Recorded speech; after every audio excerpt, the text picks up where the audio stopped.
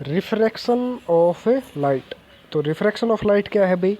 जब light radiation एक medium से दूसरे मीडियम में ट्रेवल करती है तो उसके पाथ में चेंजमेंट देखने को मिलता है। तो the phenomena of change in the path of the light when it travel from one medium to another medium is called refraction of light. ठीक है। तो दूसरी जो बात आती है वो क्या है कि जब लाइट रेडिएशन एक मीडियम से दूसरे मीडियम में जाती है तो उसकी जो स्पीड है वो भी चेंज हो जाती है भाई। ठीक है। क्योंकि एक मीडियम में जो मॉलिक्यूल्स होंगे वो पार्टिकल्स होंगे वो क्या होंगे, क्लोजली पैक्ड होंगे। दूसरे मीडियम में मान लेते हैं कि लूजली पैक्ड है, तो लाइट के रेडिएशन की जो स्पीड है वो चेंजमेंट देखने को मिलेगा ही। ठीक है। तो जब भी लाइट रेडिएशन में रिफ्रैक्शन टेक प्लेस करेगा तो उसके कुछ लॉज हैं, कुछ नियम हैं कि भाई इन नियमों को फॉलो करना ही चाहिए जब लाइट रेडिएशन का रिफ्रैक्शन होगा। तो क्या वो नियम है वो देखते हैं। पहला जो रूल है वो क्या है कि जो incident ray normal to the refracting surface, मतलब रिफ्रैक्टिंग सरफेस का जो नॉर्मल होगा परपेंडिकुलर ये, and at point of incident and refracted ray all lie in the same plane. सारी की सारी क्या होनी चाहिए, एक ही प्लेन में लाई करने चाहिए भाई। ठीक है। For the given pair of media light given wavelength the ratio of sine angle of incidence to the sine angle of refraction वो हमेशा क्या रहेगा, कांस्टेंट रहेगा। किसी भी एक गिवन वेवलेंथ के लिए जो incident sine angle of incidence और साइन एंगल ऑफ रिफ्रैक्शन होगा उनका रेशियो वो हमेशा कांस्टेंट रहेगा। That is called Snell's law. वो जो कांस्टेंट होगी वो क्या होगी, refractive index of the medium के बराबर होगी। क्योंकि एयर का रिफ्रैक्टिव इंडेक्स हम 1 लेके चलते हैं तो होगा वैसे तो वो तो जो रिफ्रैक्टिव इंडेक्स होगा वो कांस्टेंट क्या होगा, ratio of refractive index of medium first to the refractive index of medium second. लेकिन हम मेनली एयर की ही बात करते हैं रेयर केस में, कि रेयर मीडियम है वो हम एयर ही लेके चलते हैं और एयर का रिफ्रैक्टिव इंडेक्स 1 होता है। तो इसीलिए हम कह सकते हैं कि साइन एंगल ऑफ इंसिडेंट और साइन एंगल ऑफ रिफ्रैक्शन का जो रेशियो होगा वो रिफ्रैक्टिव इंडेक्स ऑफ मीडियम के बराबर होगा। ठीक है भाई। कुछ इंपॉर्टेंट बातें हैं, क्या है देखो, म्यू जो होगा रिफ्रैक्टिव इंडेक्स होगा वो रेयर मीडियम के लिए उसकी वैल्यू कम होगी और डेंसर मीडियम की रिफ्रैक्टिव इंडेक्स की वैल्यू क्या होती है, ज़्यादा होती है। ठीक है। Mu of denser medium with respect to rare medium is more than 1, क्योंकि उसकी वैल्यू ज़्यादा होगी।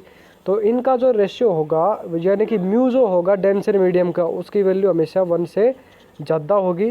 That of the rare medium with respect to denser medium, अगर रेयर मीडियम की रिफ्रैक्टिव इंडेक्स ऊपर ले ले और डेंसर मीडियम की रिफ्रैक्टिव इंडेक्स नीचे ले तो उनका रेशियो हमेशा 1 से क्या होगा, कम होगा भाई। ठीक है। In refraction the velocity and wavelength of light change. Refraction phenomena जब भी होगा तो उसमें वेलोसिटी चेंज होगी और वेवलेंथ भी चेंज होगी। ठीक है। रिफ्रैक्शन में फ्रीक्वेंसी और फेज चेंज नहीं होगा। तो ध्यान रखना, वी चेंज होगा, वेलोसिटी चेंज होगी बता दिया, क्योंकि डेंसर टू रेयर मीडियम में मॉलिक्यूल के जो क्लोजली पैक्ड होंगे उसमें चेंजमेंट आएगा तो वेलोसिटी चेंज होगी। वेलोसिटी वी से याद रख लो वेवलेंथ भी चेंज होगी।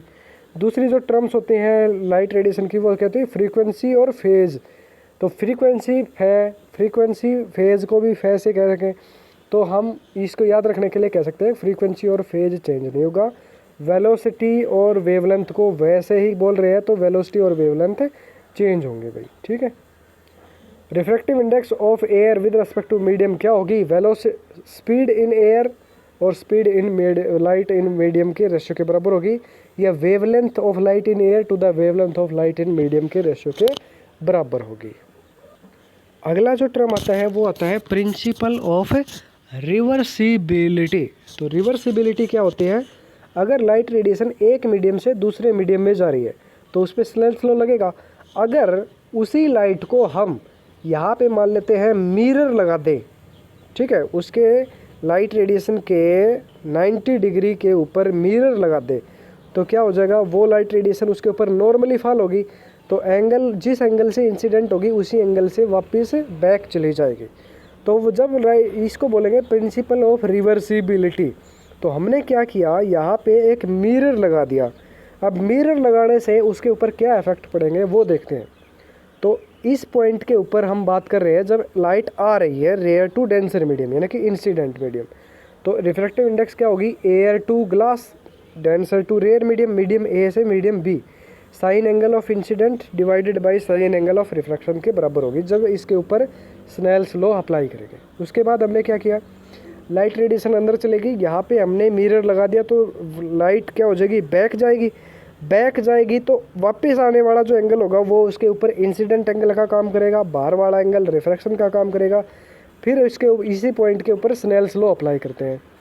तो refractive index of medium B with respect to A वो क्या हो जाएगा, sine angle of incidence. Angle of incidence क्या होगा, अब आर वाला एंगल क्या करेगा, इंसिडेंट एंगल का काम करेगा, तो साइन आर बाई साइन आई का काम करेगा। ठीक है, ये इक्वेशन फर्स्ट मान लेते हैं, ये 2 मान लेते हैं, दोनों को मल्टीप्लाई कर दो। मल्टीप्लाई करेंगे तो क्या हो जाएगा, refractive index of medium A to B multiply by refractive index medium B to A, sine I से साइन आई कट जाएगा, आर से आर कट जाएगा, किसके बराबर हो जाएगा, 1 के बराबर हो जाएगा। ठीक है, यानी कि इसको राइट हैंड साइड में ले जाएंगे तो ये डिवाइड में चला जाएगा, यानी कि refractive index of medium A with respect to B वो रेसिप्रोकल होगा किसका, refractive index of medium B with respect to A. यानी कि जब भी लाइट रेडिएशन एक मीडियम से दूसरे मीडियम में जा रही है और अगर उसमें मिरर लगा दे, यानी कि उसी पाथ से वापस लौटाए, तो उसके पाथ में रिफ्रैक्ट होने के बाद कोई भी चेंजमेंट नहीं आएगा, वो उसी पॉइंट पे चली जाएगी। इस पॉइंट पे आगे जाने के बाद भी कोई चेंज नहीं आएगा, वो उसी पॉइंट से जाएगी जिस पॉइंट से वो आई थी। ठीक है, ठीक है भाई। तो क्या कह रहा है, if the ray of light after suffering number of refraction. ठीक है, अगर बहुत सारे, जैसे या तो एक था, अगर ऐसे ही दूसरा मीडियम लगा दे, तीसरा स्लैब लगा दे, तो बहुत सारे नंबर ऑफ रिफ्लेक्शन और रिफ्लेक्शन टेक प्लेस करे और उसके बाद लाइट को वापस उसी पाथ पे लौटाएं, तो वो जिस रास्ते से आई थी उसी रास्ते पे वापस लौट जाएगी। That is called principle of reversibility. ठीक है भाई। अब देखते हैं कि जब रिफ्रैक्शन टेक प्लेस करेगा किसी भी स्लैब के थ्रू, तो जो अगर लाइट रेडिएशन पहले देखो रेयर मीडियम से आ रही थी और वहाँ से वापस निकलने के बाद भी रेयर मीडियम में जा रही है, तो इस डायग्राम से देखो हमारे पास दिख रहा है कि रेडिएशन आ तो ऐसे रही थी, लेकिन अगर इसी डायरेक्शन में जाए तो वो यहाँ जानी चाहिए थी, लेकिन यहाँ ना जा करके रेडिएशन यहाँ से जा रही है, तो थोड़ा सा इसमें उसके पाथ में डेविएशन है, उसको बोलते हैं लैटरल शिफ्ट। तो ये शिफ्ट कितना होगा वो हम देखना चाह रहे हैं। ठीक है, तो इस पॉइंट के ऊपर पहले स्नेल्स लॉ लगा दें, जिस पॉइंट पे मीडियम चेंज हो रहा है, तो वो क्या हो जाएगा, refractive index of medium A with respect to B sine I1 by sine R1। ठीक है, आगे चलते हैं, आगे चलेंगे तो क्या हो जाएगा, मान लेते हैं इस पॉइंट पे फिर से चेंज हो रहा है, तो यहाँ पे इंसिडेंट एंगल I2 हो गया, रिफ्रैक्टिव एंगल R2 हो गया, तो यहाँ पे फिर से स्नेल्स लॉ लगा देंगे, refractive index of medium B with respect to A sine I2 by sine R2, दोनों को मल्टीप्लाई कर दें, वही आ जाएगा पहले वाले एक्सप्रेशन में। मतलब sign I1 by sine R1 का multiply sign I2 by sine R2 के मल्टीप्लाई, ये दोनों किसके बराबर हो जाएंगे, 1 के बराबर हो जाएंगे। तो 1 के बराबर कब होंगे ये तो हमें पहले पता था, इसको कंपेयर करेंगे इसके साथ तो राइट हैंड साइड में ये रिज़ल्ट आएगा। ये रिज़ल्ट कब आना चाहिए, तो ये रिज़ल्ट देखो कब आना चाहिए, जब ऊपर वाला ये वाला जो एंगल है वो नीचे वाले एंगल से कैंसिल आउट हो जाए। मतलब क्या हो जाए, एंगल I1 जो है वो R2 के बराबर हो जाए और एंगल I2 जो है वो R1 के बराबर हो जाए। ये तभी पॉसिबल है, 1 के बराबर तभी हो पाएगा। तो इस इक्वेशन से हमारे पास रिजल्ट निकल के आया कि जो एंगल I1 है वो R2 के बराबर है और एंगल I2 है वो R1 के बराबर है। ठीक है, I1 R1 के बराबर नहीं है और I2 R2 के बराबर नहीं है। तो जो शिफ्ट होगा, लेटरल शिफ्ट जो देखने को मिलेगा हमारे पास, उस शिफ्ट को हम किससे रिप्रेजेंट कर रहे हैं, या y से रिप्रेजेंट कर रहे हैं। तो ये जो y होगा ये कितना होगा, देखो भाई ये जो शिफ्ट होगा वो कितना होगा, t टाइम्स, t क्या है, थिकनेस ऑफ द स्लैब, यहाँ से यहाँ तक की distance, sine of delta divided by cosine of R1 के बराबर होगा। डेल्टा क्या है, डेल्टा है एंगल ऑफ डेविएशन, यानी कि इंसिडेंट रे जो थी वो यहाँ आनी चाहिए थी, लेकिन मीडियम चेंज होने की वजह से वो यहाँ चली गई, तो ये जो एंगल हुआ ये है एंगल डेल्टा। तो ये एंगल डेल्टा कितना होगा, I1 माइनस R1 के बराबर होगा। ठीक है, तो इसको यहाँ पे वैल्यू पुट कर दी हमने, ये I1 माइनस R1 के बराबर हो जाएगा। ठीक है, तो इसके स्पेशल केस डिस्कस कर सकते हैं। अगर I1 बहुत ही स्मॉल है और R1 भी हमारे पास बहुत ही छोटा कोई एंगल है, तो sign of I1 minus R1 किसके बराबर हो जाएगा, I1 माइनस R1 के बराबर हो जाएगा। कोसाइन ऑफ R1 R1 के बराबर हो जाएगा। तो उस केस में हमारे पास ये जो लेटरल शिफ्ट का एक्सप्रेशन है वो क्या हो जाएगा, इस तरह से इसको रिप्रेजेंट हम कर सकते हैं। ठीक है, तो अभी पीछे वाला एक्सप्रेशन में हमने देखा था कि एक ही स्लैब के थ्रू हमारे पास रिफ्रैक्शन हो रहा था।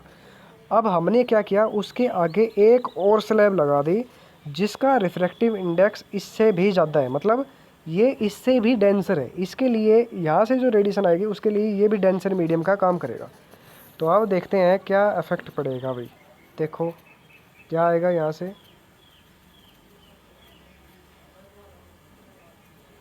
तो इस पॉइंट पे स्नेल्स लॉ लगाएंगे तो क्या हो जाएगा, mu A2B sign I1 by sine R1। इस पॉइंट पे स्नेल्स लॉ लगाएंगे तो म्यू B2C, यहाँ रेडिएशन कहाँ से जा रही है, मीडियम B से मीडियम C में जा रही है, तो म्यू ऑफ B2C क्या हो जाएगा, sign R1 by sine R2। ठीक है, अब तीसरे पॉइंट पे जाएंगे, तीसरे पॉइंट पे यहाँ पे ये R2 क्या है, इंसिडेंट रे का काम करेगा, और I1 क्या होगा, रिफ्रैक्टिव रे का काम करेगा। ठीक है, तो ये क्या हो जाएगा, mu C2A R2 by I1। तीनों को कंबाइन मल्टीप्लाई कर दीजिए, मल्टीप्लाई करेंगे तो क्या हो जाएगा, लेफ्ट हैंड साइड के जो मल्टीपल होंगे वो क्या होंगे, राइट हैंड साइड में सारे कैंसिल आउट हो जाएंगे और किसके बराबर हो जाएगा, 1 के बराबर हो जाएगा।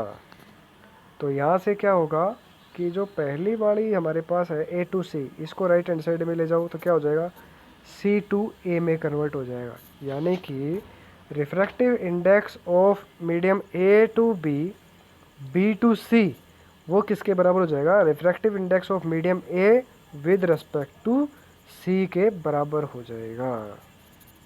ठीक है, इसको आके यहाँ से B2C को लेफ्ट में राइट में ले जा सकते, या A2B को राइट में ले जाओ तो ये हमारे पास मैथमेटिकल एक्सप्रेशन आ जाएगा। अगर कभी न्यूमेरिकल में यूज़ होता है तो आप उस तरह से इसको कैलकुलेट कर सकते हो। यहाँ अगर इसके बाद अगर एक और स्लैब लगा दे तो उसको भी आप इसी तरह से कैलकुलेट कर सकते हो। ठीक है, यहाँ कह रहा है कि म्यू टू सी जो है वो म्यू बी से ग्रेटर है, यानी कि सी का जो रिफ्रैक्टिव इंडेक्स है वो बी से ग्रेटर है, तो सी जो है वो बी के कंपैरिजन में डेंसर है।